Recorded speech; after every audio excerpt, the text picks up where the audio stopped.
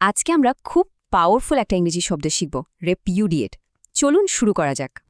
চলুন একটা গল্প দিয়ে শুরু করি। এ হলো মিনা। ওর নামে কেউ একটা মিথ্যা গুজব ছড়াচ্ছে। ওর বন্ধুরা তো খুব আপসেট। মিনার এমন একটা শব্দ লাগবে যা দিয়ে সে জোর দিয়ে বলতে পারবে এটা মিথ্যা। সে গুজবটাকে রিপিউডিয়েট করতে পারে, মানে খুব শক্তভাবে কোনো কিছুকে মিথ্যা বলে দেওয়া। তো রিপিউডিয়েট করা মানে হচ্ছে কোনো বাজে জিনিসকে একেবারে দূরে ঠেলে দেওয়া, অস্বীকার করা বা মেনে না নেওয়া। তো মিনা কি করল? সে গুজবটাকে রিপিউডিয়েট করল আর সবার কাছে নিজের সম্মানটা পরিষ্কার করে নিল।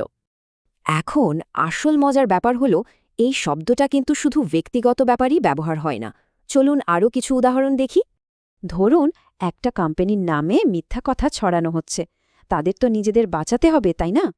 এই বাক্যে কোম্পানিটা তাদের বিরুদ্ধে ওঠা মিথ্যা অভিযোগগুলোকে রিপিউডিয়েট করেছে, মানে প্রমাণ দেখিয়ে ওগুলো ভুল প্রমাণ করে দিয়েছে।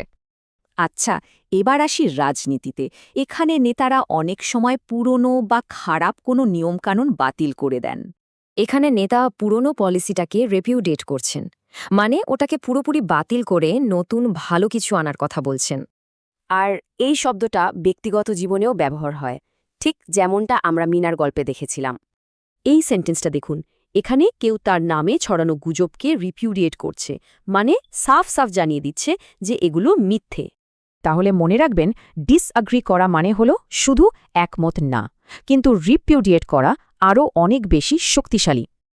এই শব্দটা ব্যবহার করবেন খুব সিরিয়াস কোনো ব্যাপারে, যখন কোনো মিথ্যা অভিযোগ বা খারাপ ধারণাকে জোরের সাথে অস্বীকার করতে হবে।